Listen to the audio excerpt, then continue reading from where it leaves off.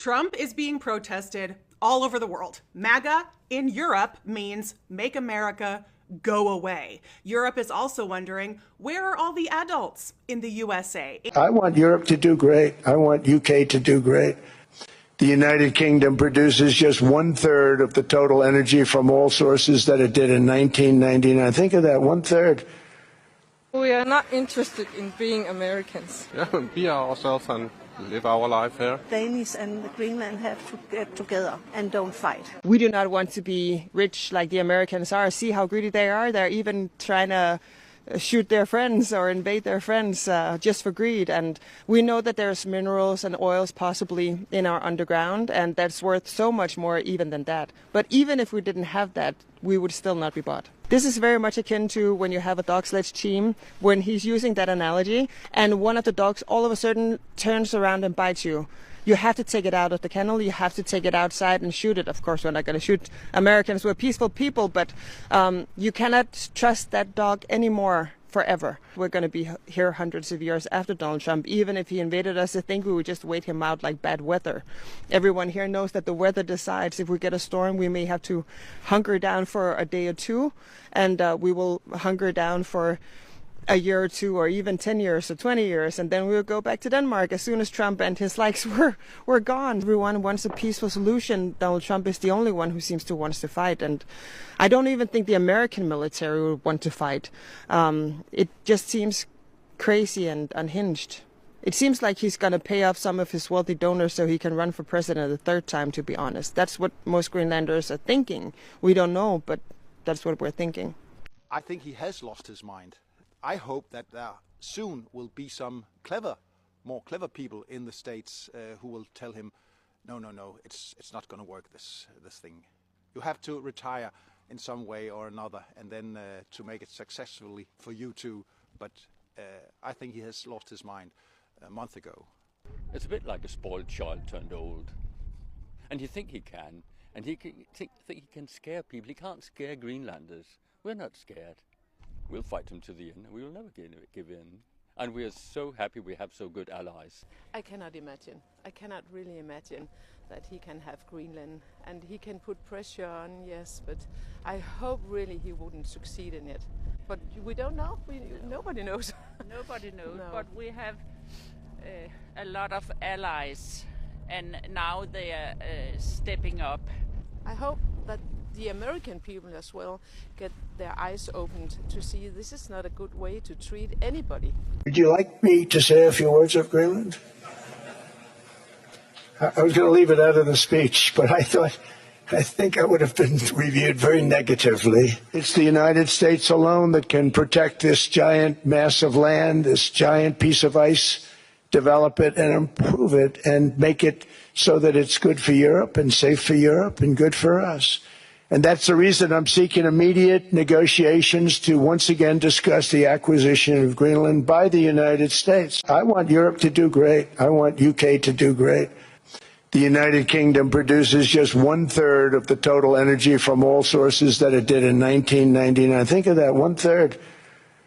And they're sitting on top of the North Sea, one of the greatest reserves anywhere in the world, but they don't use it.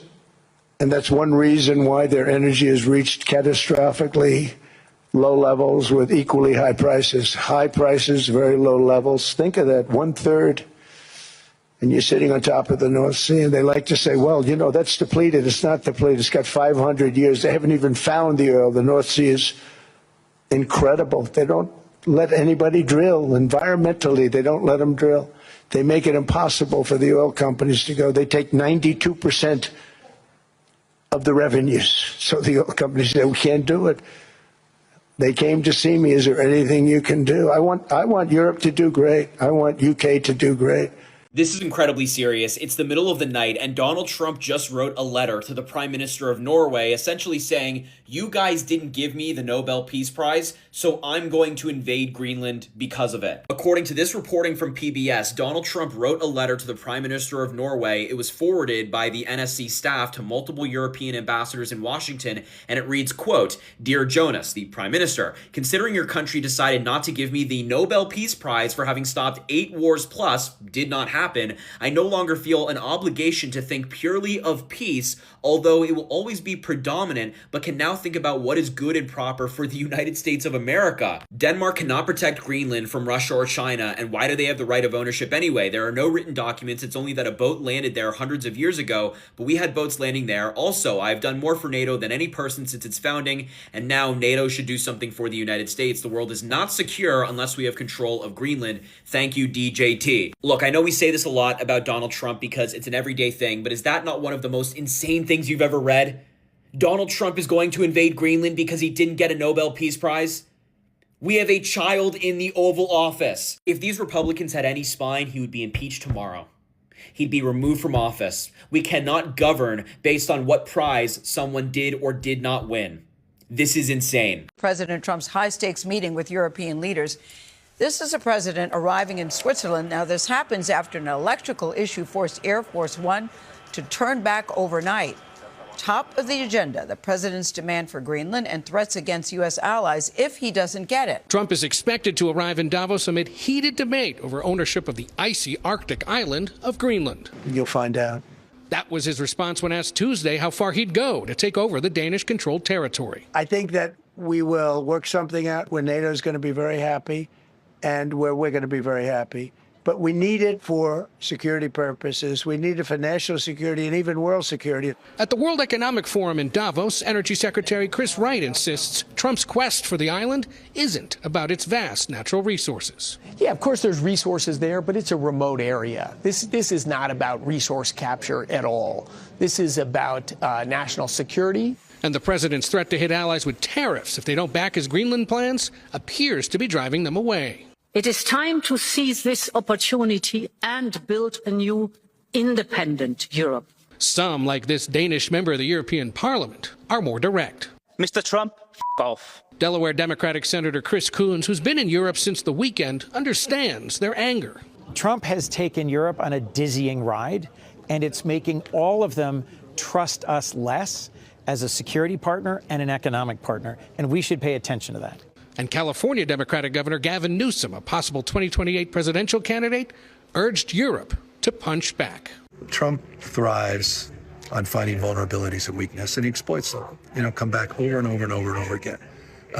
What he doesn't respond well to, and what is effective, is strength. Trump is being protested all over the world. MAGA in Europe means Make America Go Away. Europe is also wondering, where are all the adults in the USA? And this sign, it's my favorite. It's fucking brilliant.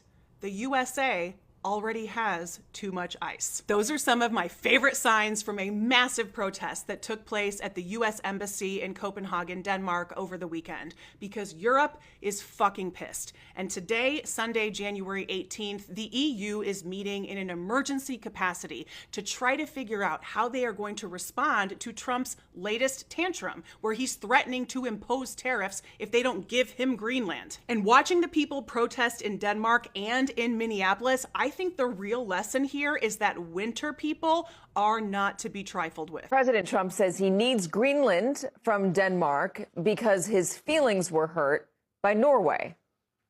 No, really, here's the full text he sent to the Prime Minister of Norway, Jonas Gahr Store. He said, "Dear Jonas, considering your country decided not to give me the Nobel Peace Prize for having stopped 8 wars, plus I no longer feel an obligation to think purely of peace, although it will always be predominant, but can now think about what is good and proper for the United States of America. Denmark cannot protect land from Russia or China, and why do they have right of ownership anyway? There are no written documents. It's only a boat that landed there hundreds of years ago. But we also had boats there also. I have done more for NATO than any person since its founding, and now NATO should do something for the United States. The world is not secure unless we have complete and total control of Greenland. Thank you, President DJT." Those capitalizations scattered throughout, those are his. They make no sense. Just to repeat, this is the President of the United States saying he needs to take Greenland from Denmark because Norway hurt his feelings. Also, for the record, Norway, the country, doesn't give out Nobel Peace Prizes. An independent Nobel Peace Prize committee does. But even if they did, how does that justify the president taking Greenland from Denmark? a NATO territory that is defended by NATO, of which the United States is a part, which basically means we can use it for defense as if we do own it. Denmark and Greenland have both said so. No matter, President Trump says that if any of our European allies try to stand in his way, he's going to tariff them all over again. How's another 10% feel, he's now declaring? You can only imagine the hair pulling, the biting of pillows right now that is going on behind closed doors in Europe, because none of this makes any sense. Here's Prime Minister Keir Starmer trying to put a stiff upper lip on it. Alliances endure because they're built on respect and partnership, not pressure. That is why I said the use of tariffs against allies is completely wrong. It is not the right way to resolve differences within an alliance. Honestly, they must wake up every day and wonder if this is the reality that they're living in, or if they just are living in the upside down or something right now, because none of this makes any sense. It was a humiliating day for the United States as the World Economic Forum gets underway in Davos. It's January 20th, 2026. Here's what unfolded. What's now unmistakable is that the United States' traditional allies are being forced into an adversarial posture towards the U.S., and that's because of Donald Trump's threats, but they are finally pushing back. Canadian Prime Minister Mark Carney delivered a striking speech today, warning that the United States is no longer acting as a stabilizing global power that provides security and leadership to the world. By the way, I've also heard that Carney wrote his entire speech himself. That's incredibly rare. French President Emmanuel Macron sharply criticized Trump, calling his tariff war unacceptable and condemning the United States for acting like international bullies. As you likely saw last night, Trump leaked what appeared to be a private text message from Macron, in which Macron said he did not understand Trump's actions regarding Greenland and offered to meet. After Trump publicly leaked that message, Macron responded by saying that he would no longer have any desire to meet with Trump. Macron also emphasized today that China should increase investment in Europe. The Belgian Prime Minister said that Europe cannot be soft anymore and said that nobody wants to join the United States, despite Trump's threats and the fact that Trump says everyone wants to be part of the U.S. Canada and multiple other nations spoke openly about strengthening trade deals with partners outside the United States, including India, Thailand, countries across Asia and South America. The message was unmistakable. The world is moving on and finding other partners. A quick aside, if you like these updates, go ahead and add the Midas Touch podcast right now, anywhere you find audio podcasts for more breaking news. Treasury Secretary Scott Bessent addressed Davos and effectively warned countries not to retaliate against Trump's tariffs and threats, telling the world that they should simply accept Trump's abuse and give him exactly what he wants. Commerce Secretary Howard Lutnick went even further, declaring that the Western Hemisphere must belong to the United States while attacking Europe for embracing clean energy. So who is aligning with Trump? Belarus, whose dictator has already signed documents to join Trump's so-called peace board earlier. Trump has also invited Russian dictator Vladimir Putin. So that leaves the United States, Russia, and Belarus versus basically the entire rest of the world. After France refused to join Trump's fake peace board, Trump threatened a 200% tariff on French wine imports. He also reposted a message on a social media platform claiming that the U.S.'s real enemies are not China or Russia, but rather NATO, the United Nations, and what he called the enemy within. Meanwhile, Canada's armed forces have reportedly modeled scenarios for how they would respond to a hypothetical U.S. invasion. Greenland's prime minister has also urged his country to prepare for a potential U.S. invasion. When Trump was asked about all of this during a disturbing press conference today, he told reporters, quote, "You'll find out," when questioned about how far he's willing to go to take over Greenland. And we're now learning that Germany has joined France in saying it will ask the European Commission to explore unleashing the EU's so-called trade bazooka in response to Trump's threats to seize Greenland. The bazooka is a major anti-coercion policy tool, formerly known as the anti-coercion instrument, that allows the EU to retaliate against economic blackmail from countries with measures like tariffs on goods, restrictions on services and investments, or exclusion from public procurement contracts. Never used before, its potential activation signals growing European unity against Trump's aggressive tactics and could target tens of billions in U.S. exports if tensions continue to escalate. That's where things stand tonight. Spread the word and follow for more. I have made my position clear on our principles and values. The first of those is that the future of Greenland is for the people of Greenland and the Kingdom of Denmark alone. The second is that threats of tariffs to pressurise allies are completely wrong. Mr. Speaker, we will continue to engage constructively. I've had many international calls in recent days, and the Prime Minister of Denmark is coming to the United Kingdom tomorrow for bilateral talks.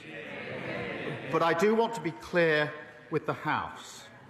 I will not yield, Britain will not yield on our principles and values about the future of Greenland under threats of tariffs. Oh, all Trump wants is a poorly located piece of ice. If you wondered if there were still 3 people left in the world that didn't hate the United States, there aren't anymore.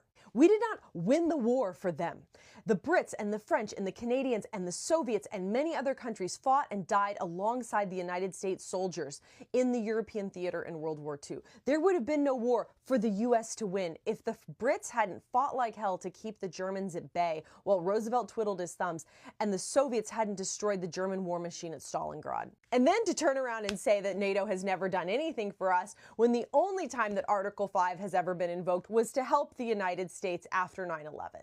And then he essentially said that we don't care about Ukraine because we have an ocean in between us, and that should tell the Europeans everything they need to know about how this old fool ever intends to help them should they be in trouble. What makes him think that completely dismissing Allied military contributions and saying, we've done everything for you, so now give us a piece of ice is a good way to start off your security talks? He just set a match to 80 years of post-war security and diplomacy. I don't know if American liberals, let alone American conservatives, are literate enough in global politics and otherwise to understand why Mark Carney's speech at the Davos Forum was actually such a big deal. In a way that is shockingly honest and clear-eyed for a Western head of state, he lays out how it is the fault of liberalism that we are in this situation where the transatlantic partnership might be torn apart. And he places correctly the culpability of the entire West in upholding America as an empire and as a superpower. He admits that the international rules-based order has been a farce, selectively applied to countries based on whether or not they are an ally or an adversary of the United States. And he goes on to specify that because of Canada's relationship with the US, it has benefited from the loots of US imperialism, just like leftists have been saying for decades. And I don't know if people fully understand that that's what he's admitting to, because I've been in a couple of these comment sections under the video of Carney's speech, and you have people talking about, man, wouldn't it be nice to have a world leader who can speak in full sentences? Oh, Donald Trump is going to need a stupid translator for this speech. Brother, what he is admitting to undermines the entire foundation of your worldview, of your existence as an American. Like, surely you have more to say about this than that. And it makes me think that all of these replies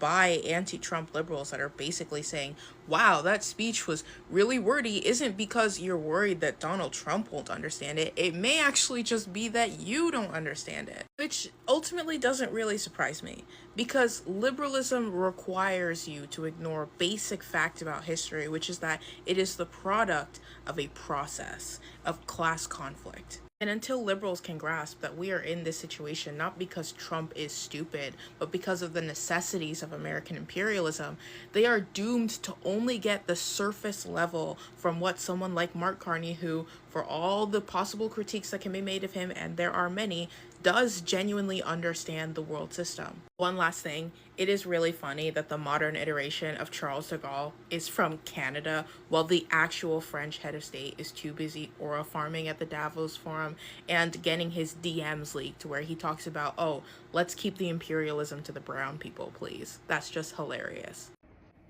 Do you want a new world order? Because we're getting one. Today, President Trump is in Davos, and at the top of the agenda is Iceland and how the rest of Europe are going to react to that. He had a long and interestingly rambly press conference last night in the White House. And so, as the figurehead of change, it's definitely Donald Trump.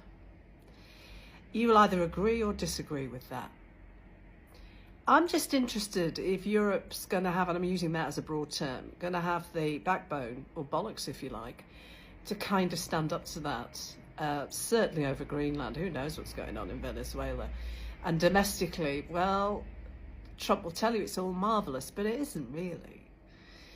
Our own Prime Minister hasn't gone to Davos. I don't know why. Whatever the reason, it kind of looks like I'm not going. And every other major leader has made a speech, but not ours. What's going on there then? So, I don't know. My mood today, don't know about yours, is apprehension for what's occurring. Would you welcome a new world order? Because the axis is tipping. And let's not even go to the Chinese and their new embassy. And the Prime Minister's going there next week. New world order. Is it? Do you want it? Tell me.